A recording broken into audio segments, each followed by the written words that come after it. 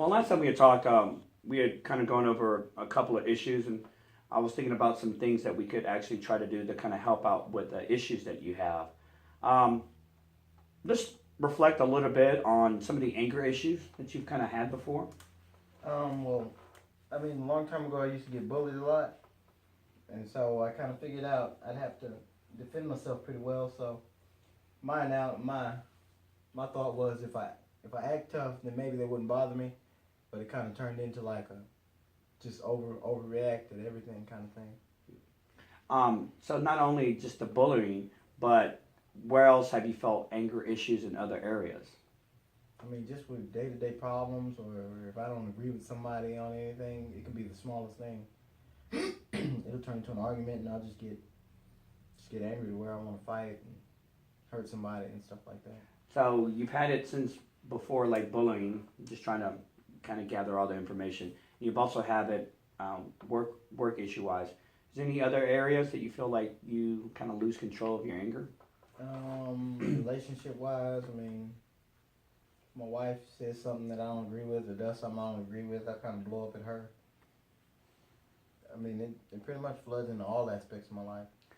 Now, this anger that you've had, is it something that's been manageable? Is it something that you're trying to work on to try to um, get under control? Or I mean, until recently, I didn't think it was out of control until somebody told me that I needed to either calm down or seek help. now, one of the things that I was thinking about you doing that you had talked about is that you always carry a knife. Explain that a little bit to me. What is carrying a knife? Or I mean, is there other things that you carry too? I mean, I keep a gun in my car, but as far as carrying with me at all times, I carry a knife. I mean, it started out for work purposes, but it's kind of like a deterrent kind of thing, just in case somebody says something that I don't like, or in case they have some kind of weapon, I have a weapon also. Like you almost feel like empowered by it, meaning Yeah, like you have something like something goes wrong. I mean, I'm not gonna feel like you felt when you were in. exactly, because I can't feel like a victim or defenseless. So how does it feel having that on you right now? I don't feel defenseless, that's for sure. So what would it feel like if you got it away? Probably, I mean, depending on what the other person has, I mean, whether it be their hands or a gun or a knife, I probably feel pretty helpless. So may I see it? Can I check it out? Let me see. Sure. Alright, so this knife here, it just kind of opens up. Obviously, it's not all that dangerous, but at the same time, it could probably do some damage. Yeah. How do you feel with not having it on you right now? Um, I mean, it doesn't bother me too much because we're in session right now, but in the outside world, it kind of bothered me. So, like, if you walked out, you'd feel a little bit different, correct? Yeah. Do you feel less, wouldn't say masculine or, kind of like downgrading your masculinity, but do you feel different without it right now? Yeah, I feel less capable of protecting myself. So, like, if something kind of, like something came up, like someone came in here trying to rob the place or some type of terrorist thing, you'd feel how? Like everybody else, helpless. So, what is this? Does this enable you to have some type of feeling, some type of superiority over people, or Maybe a little, not really superiority, but more like security. security? Okay. So, does this giving back to you make you feel better now? Yeah. So, but at the same time, you can't always feel like you should have that in your possession, or do you feel like you always have to have that? Like, do you go everywhere with that? Yeah. I mean, I won't leave the house unless I have it on me. Now, let's talk about a couple of things that may bring up. Discuss some of the things that like piss you off the most. Just pretend, just like imagine them right now. Just think about some of the things that make you mad. And let me see the knife real quick for a second, because I know you probably want to do something. But think of some of the things that make you extremely mad, like really mad. Not just past stuff, but maybe recent stuff. You thought about them. Like, you can picture them right now happening, right? Yeah. Okay. So how do you feel right now? Kind of angry. Okay. In those situations, in those moments right now, I'm going to try to teach you something called a relaxation response kind of technique. So you've thought about those issues, and you have them, right? Whatever they are, whether it's about a relationship, work-wise, bullying that happened. Obviously, all these issues are still kind of stemming from past issues that stem into now. So I want you to kind of take a deep breath. Just take a deep breath. And just relax for a second, even if you just need to take some deep breaths. And sometimes I think having to breathe a little bit better and trying to understand the situation can help out a little bit. And it's not going to necessarily solve your anger issues because I think it's a work in progress. But I think it'll help you be able to deal with it without having to go through that. So let's try this again. Think about some of the things that you've kind of dealt with at work and how you've mentioned some issues in the past, how they've mistreated you, racial slurs, just things that have happened in the past. And think of all that anger that you've had right now and kind of picture that right now. But while you're picturing that, kind of relax. Take a deep breath.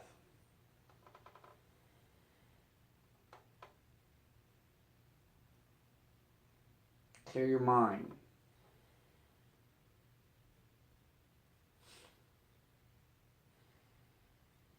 Now, I know that for you being able to handle all these issues, maybe relaxation and breathing may not help. But in some of the situations that you have that you feel like you can't blow them up bigger than what they are, I think these might be some type of things that where you need to like take a deep breath and you need to be able to stay in control. Be able to stay in control of your emotions. Now I know you don't have a lot of these, but sometimes even like little stress balls like this to keep in your pocket. Sometimes you can buy them at like at a Bridgestone or like a Walmart or something like that. Where it's like, sometimes people who've got like a nervous compulsive disorder or they just gotta fidget and you just always gotta play with something. Maybe being able to kind of like squeeze that, and although maybe you need probably like a case of them for some of the issues that you have. I think maybe having something like that to be able to kind of like channel that aggressiveness and that anger toward the feelings that you're having. Do you think something like this would help? Maybe. How do you feel now? Not so bad. Now I know it's not something that's just going to be like it's just going to just take over your world and then change how you are and who you are. Because the way you respond to things doesn't necessarily mean that's a reflection of your character and who you are. It's just responding to an outside stimulus. I'm just trying to give you techniques and things to be able to help you with coping with the anger that you have. I think these are ways, the breathing, the relaxation techniques to kind of calming yourself down will kind of lessen the anger that you have. Whether it's at work, your relationship with your girlfriend, or whoever it is, I think it'll be something that you can kind of keep under control. What do you think? I probably agree. I need to be more in control. Just I never had any ways of calming myself down. Now, we had also talked about another issue last time that I wanted to kind of address and talk about. You had served in the service for a couple of years, and you had mentioned about having some PTSD. Tell me a little bit about that. Well, yeah, back in 2008, I decided that I wanted to go into the military, and I was pretty much immediately deployed to Iraq. So at the time, it was pretty bad, and I mean, it was wartime. And one day we're headed back to base and drove over an IED, roadside bomb, and it killed one of my buddies in the truck, and I got a lot of shrapnel in my side and stuff like that. I'm still having to do surgery to remove some of the shrapnel. It kind of screwed me up. So when you're saying about screwed up, what are some of the images and some of the things that you saw? I mean, explosions. I mean, people, legs blown off and arms blown off. It was a lot of blood. So you have those lasting images in your mind that you just can't get rid of. Yeah, especially explosions. So what are things how are you dealing with it? And more importantly, what are things that trigger it?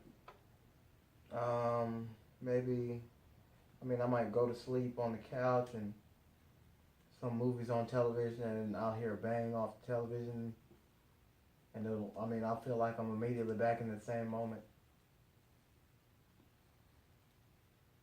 Fireworks. I mean, there's a lot of triggers. Any loud noises, loud sudden noises. So some of the instances, just reflecting on some of the stories that you've told me about your time in war, is it something that you deal with on a daily basis, or is it something that it just comes around when things trigger it? I mean, I have nightmares pretty much every night about it. So I mean, even if I don't have anything on in the house, I'll still have dreams about it. What kind of dreams do you have? That It's- you're back there, or yeah. just nightmares, or what Mostly specifically? it's just the same dream. Just rolling back to base, and I mean, we might get stopped or something, and somebody will throw a bomb in the car, or same scenario we went through, where we'll just drive over something. Now, there's this one technique that I kind of want to discuss with you. Now, before I get to it, you had mentioned I wanted to kind of touch base with watching movies. So has that really affected how you don't watch certain movies, like watching more war movies? Is that like off limits now? Yeah. Or I have to be real selective about what I watch, and I mean, I'll go out with my friends or somebody to put in a movie, and I have to kind of let them know that I can't watch, and kind of interferes with my personal life. how do you deal with that? Like, I mean, obviously there's things that you can and can't do. Like, as friends of yours or your girlfriend wants to say, hey, let's go do this, and you're thinking if it's around a lot of lights and a lot of explosions, or there's a lot of commotion and stuff like that, those are things that could trigger it, correct? Yeah. I mean, I used to be a real outgoing person, but nowadays I really don't go out too much just because of the PTSD. I mean, I never know when I'm gonna have a flashback or. Well, one of the things I wanted to see that we can work on coping with stuff is I wanted to show you this book that's got some stuff in it, and I want you to tell me how that makes you feel. It's got some war stuff. It's got some kind of graphic pictures and stuff like that, and I want to see if these are things that can just start triggering it. Now, these pictures here. How did that make you? What does it make you feel like? Seeing some of these pictures of war and people missing stuff. I mean, my heart rate's up. It's kind of like my body's getting ready to be back in that moment. Just So looking at pictures. So with just looking at pictures. So being able to see stuff like this is very disturbing. Yeah. Like it's like flooding your brain with information overload with images that you've already seen before. Yeah. All right. Because I try and cut them out, or try and get them out of my head. But when I see them, I mean, there's no turning around. So another thing that I was thinking about doing is when those situations come up, like I also recommended, but the same thing with anger, was relaxation and the breathing. So like after I show these, I wanted to see if it's possible for you to kind of relax after you see these other sets of pictures. Now these are a little bit more graphic, the ones I've kind of like refrained from. So tell me what you think after, I'm only going to show a couple of these. Tell me what you think of when you see those. How are those? They're kind of hard to look at. Now, just relax, take a deep breath, close your eyes, and then breathe. Like take a deep breath, and then I exhale. And then think, count to about 10 in your head. And then when you're done, open your eyes. Now, I know sometimes all these situations are not going to be able to be solved by this process. I know sometimes having to look at pictures like this is going to take time to be able to recover. But I think eventually being able to kind of subject yourself to stuff like this will be able to help you deal with it as you go on later on in life. As you progress by being able to see that. There's a lot of people at different levels that are still recovering. Obviously, yours has been about 8 years. What I recommend is just some more breathing, some more relaxation techniques. Maybe exposing yourself a little bit each day and see how that goes. What do you think? I'd agree. Well, we'll talk about maybe some other types of treatments and some other things that you could do that would help you later on. Okay? Thank you, sir. Thank you.